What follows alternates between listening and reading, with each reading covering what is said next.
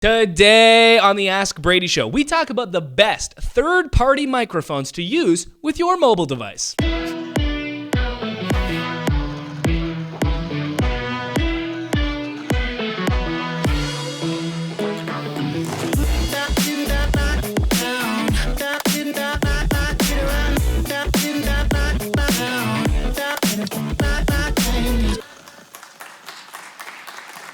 Well, hey there! And welcome to the Ask Brady Show, episode number 56. We've got 4 great questions from the people of Pro Church Nation, and I'm joined as always to my left. You're right. It's Roxanne. It's true. True it is. Behind the camera, the editing wizard himself, Jonex! And the man with the cam, Alex Mills. Thanks. It's not really as special as it sounds because I work here, but I'm here. Roxanne, take us away, will you please, with the first question. Okay, first question comes from Kelby, and he sent in a video. Hey Brady, my name's Kelby Rader, and I'm here in Missouri, and had a question for you in regards to scheduling and staffing assignments. We're having some issues. We have a couple volunteers that serve in multiple different departments, and we're running into double booking. And so I wanted to know if you had any solutions, anything online, any companies or program software, and is Nucleus going to include some kind of scheduling software and interface? I appreciate it. Thanks for all your information. Hope you guys are having a good day. Thank you for the question, Kelby. To answer the Nucleus question, Nucleus is a church website builder, so it won't have scheduling software built directly into it, but it does integrate with the premier church website scheduler, Planning Center Online. Planning Center, their first initial offering was their Planning Center Services, which was essentially scheduling and service planning software. So you would put together your worship team and you're like, I want Roxanne to play the drums. Of course. And I want Jonas to lead the worship. And I want Brady to play the keys. This would be the most disastrous worship setup ever. It's true. But you could schedule it that way if you chose to do so. And so Planning Center is by far the industry leader when it comes to scheduling. And over the years, they've expanded their offering to so many different platforms beyond just services. Now they have groups and registrations. And their entire software is built on their CRM, their CHMS, which is Planning Center People, which is free for everyone. But Planning Center pricing is also very affordable, and their software is world-class. It's not just affordable, but it's also best of the best, industry leader, and really just really leading the way for newer platforms like Nucleus. We look up to Planning Center so much, and when we look at their support and their level of quality and innovation, we really want to follow them with what we do and continue the pace that they have set for the rest of us. So Planning Center will do a great job helping you eliminate the double scheduling problem that you're currently facing. And in the future, when Nucleus opens on March 20th, I guess that's really soon to now. Yeah. Depending on, we always film these so early. I think it's like 1 week away from when so this like will go real live. soon. So Nucleus does integrate with Planning Center, not the scheduling side, but the Planning Center people side with the CRM, the CHMS side of things. So I hope that answers your question. Yep. All right. Question 2 comes from Andrew, and he says, best affordable, so under $300, audio setup for iPhone X. The built-in mic without anything else is already impressive, but I'd like to reduce large room reverb, improve audio quality in general, if possible, on the suggested budget. I like filming with the X so far, so simple and short videos because of its relatively excellent balance of high-quality video and low file size. Thanks for the question, Andrew. Before the iPhone made the transition from the 1/8-inch input to the Lightning port input, there were a number of highly affordable, high-quality iPhone mics that you could plug directly into your headphone jack, the 1/8-inch input, that would allow you to record audio through a microphone that wasn't your internal mic in your iPhone, and thus improve the overall audio quality. Of course, then iPhone, around the iPhone 7, made the transition from the headphone jack to the Lightning port, and the world of the dongle became a thing. And Roxanne's favorite word is dongle. So the world of the dongle became a word, and really our whole world was surrounded by dongles, and everything that we did revolved around dongles. And so companies had to innovate and change the way that they allowed microphones to be inputted and integrated with the iPhones. And now we have a ton of Lightning port, actual iPhone microphones that we can use. So I've used a couple of them firsthand, and the two that I would recommend both fall in that budget, I do believe. The first one is the Rode IXY, and this was the first iPhone mic that I ever bought. And the problem that I had with it was that you would plug it into your phone, and it would plug in such a way and clamp onto the phone where your home button would be covered. And this was a problem because with the iPhone 7 Plus and all the phones that came after that, your home button only responds to an actual human thumb. Right. So if you ever wear gloves in a cold climate and try to use your phone and you have an iPhone 7 Plus or beyond, your phone will not actually work. You'll be pressing it, nothing will be happening. Now, in Canada, we're quite innovative, and I have special gloves made by the Canadian manufacturer Roots that protect my hands from the cold and still allow, through some type of special technology, allow me to operate my home button. I really don't even get it. Like, what are those fingerprints made out of? The gloves are made of human skin, actually. Probably. So that's what allows it to work.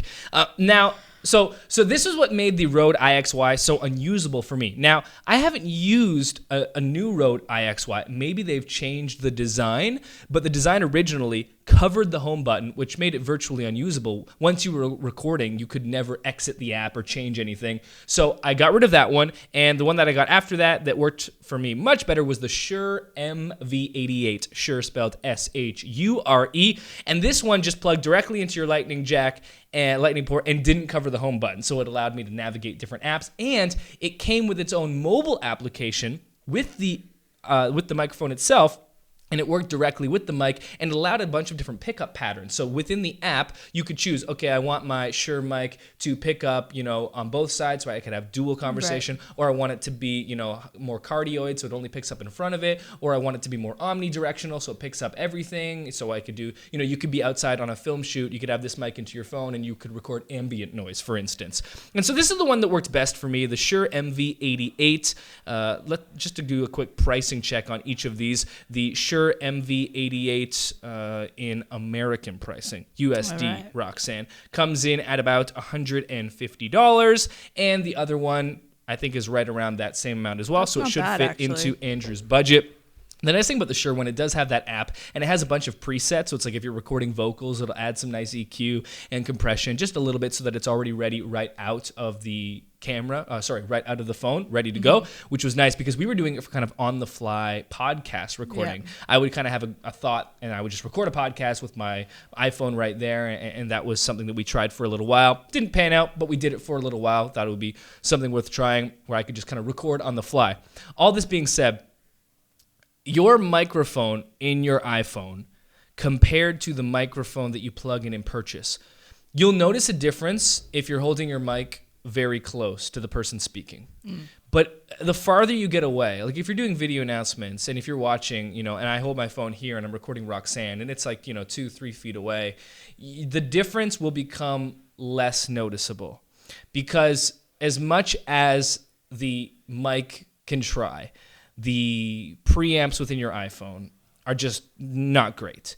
And you'll notice the difference really close, but the farther you get away, you'll notice diminishing returns. So ask yourself before you invest in one of these microphones, how are you going to plan on using them? If you're going to talk right into it, like voice memo podcast, yeah, totally worth it. If you're going to have it pretty close, kind of like selfie style with, Instagram, probably still worth it. If you're going to do more like put it on a tripod, video announcements, testimony videos, talking head, I think you're probably might be beyond what it's worth then. But, it's $150. It might be worth the test. Mm-hmm. All right. Next question comes from David, and he says, on a church Instagram account, should you follow back those who follow you or only a select few? For example, a large amount of followers with a few amount following them. Thanks. Yeah, so it's definitely worth paying attention to your follower to following ratio because for someone that's checking out your account for the first time, you see this on Twitter, but you also see it on Instagram where someone is following like a couple thousand, but they only have like a couple hundred following them, and it's kind of like a red flag. So you don't want to overdo this, but I also don't think that you need to be the church that only follows back people that follow you. First, I would only follow back people that are local to you or that you know. You know, it doesn't really do you any good to waste a follow even if someone is following you, if they're just an account that's looking for a follow back, that's just not worth it. And we've talked about on Pro Church Daily this 3-minute Instagram commenting strategy. If you search that on prochurchtools.com, you'll be able to find it. Basically, this idea of following local businesses, local professionals, and local restaurants, following them, liking and commenting on their Instagram posts frequently, just to raise your church's brand awareness on Instagram, that would be worth a follow, even if those institutions don't follow you back. Right. And there's really not... unless you're in a giant city, and this would probably overwhelm this strategy to the point where it wouldn't be super helpful, it would dilute it. You can follow a couple hundred brands and make that strategy work for you in a big way. If you're doing 2,000, let's say you live in, a big city, a major city, and you're following 2,000 local, well, you should probably just stay more local to your neighborhood or more local. So only keep that to a couple hundred to make sure that ratio doesn't get too drastically different, basically. So I don't think you need to follow back everyone that follows you if you don't know them, or if they're not local, or if they're not a local person that is connected to someone else. I also think it's okay to follow people that don't follow you back, and to have a follower ratio where you follow more people than follow you, as long as that ratio isn't drastically different to kind of tip off people to make it look like you're just a spammer. Mm-hmm. Yeah, I was going to say, follow the real people. And it's always kind of it's always just fun when people or big brands follow you. So it's always fun. My church follows me, and I know the person that runs that account. So when they like my photo, I'm like, oh, this person followed me and they saw my photo. So it's just kind of meaningful. And the 3-minute Instagram comment strategy allows you to give that feeling that Roxanne's describing to people in your local community that are already connected to your church, but also not connected to your church. Mm-hmm. And you can just show that, hey, we're a church for the city. We're a church for the local community. We're putting the local back in local church here. We're putting the city back in city church. And that's a great strategy to check out, the 3-minute Instagram comment strategy. Yep. All right, last question comes from Jason. He says, quick question. How many social media links do you recommend on a church website, and what order should we list them in? Great question, Jason. Within the Nucleus framework, we put social links in the footer. That means that your social links, your cross-promotion links, are on every single page of your Nucleus. And we think that that's a great strategy to follow. Whether you use Nucleus or not, you can put them in your church website's footer. What I would recommend is only link platforms that your church is actively present on. Right. Back in the day, I suffered from this as well. I'd be like, well, we need to have a ton of links to show people how active we are on social. And so I'd be like, Tumblr, SoundCloud, MySpace, Facebook, Twitter, Instagram wasn't really a thing, Snapchat wasn't really a thing yet. And I'd be like, look at all the platforms we're on. Of course, if you visited any of those links, actually clicked on them, you wouldn't see any posts, and that would kind of form a bad first impression with those individuals. So you only want to link platforms that you're actually present on. So let's say your church is really only active on Facebook. I would only put in Facebook and then the email link so that someone can actually email you directly. And that will limit the amount of social links that you have. You're only going to have email and Facebook, which is kind of a bummer, but at least when it comes to design. But practically, that's all you're on. And it's much better for someone to click on your Facebook link and see an active community. It's much better to click on an email link and get a response to the email they send than to click on a Twitter link and see the last tweet was from 2012 and say, oh, why did they even put this there? So link as many platforms as you're actually active on. And then when it comes to the order, you want to link the platforms that are going to be most popular to the end user. So you could be more active on Snapchat than, any other platform. But if your average age demographic is 35 plus, one, I don't know why you're active on Snapchat as much as you are. But two, your Snapchat account isn't going to be as relevant to your average demographic. So usually Facebook should always go first, followed by email. You could even invert those if you want. I think we go email, Facebook, Instagram, YouTube, Twitter. And Twitter is my favorite social platform where I spend the most time. But guess what? It's not the favorite of our audience, and so we put it last. So order your social platforms in order of popularity amongst users, the demographic and audience you're trying to reach, not your own personal favorites. That'll do it for this episode of the Ask Brady Show, episode number 56. If you want your question answered, send it in to hello@perochurchtools.com. Send in a video to prioritize your question. It'll be sent immediately to the top of the queue. Roxanne will get it. She'll watch it. She'll put it in the Evernote. Brady will watch it. Brady will answer it. And we will repeat this cycle.